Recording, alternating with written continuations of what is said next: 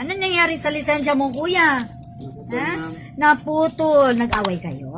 Oh. Agilaruan ng bata. Kala ko nag-away kayo, pinutol niya yung lisensya mo. Okay. Delinquent. Nangyari, ba't hindi ka nakapag-renew agad? Walang pera. Okay, ngayon meron na. Binadgetan na. O, basic lang itong tanong ko. Kuya, o. Gumaganong-ganon na yung mata niya. Pati si ate, tinitingnan niya. Itong tanong. Paano? O, ikaw na bahala magdugtong doon sa paano. Tawa si ate, o. O, sige. Ang tanong ay ganito.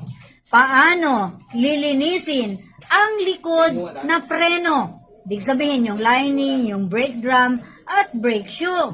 Letter A, tanggalin ang gulong at hugasan ng sabon at banlawan ng tubig.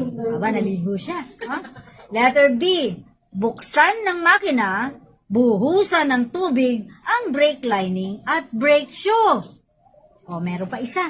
Letter C, tanggalin ang gulong at gamitin ang air pressure sa paglilinis at maglagay ng langis sa joint at spring.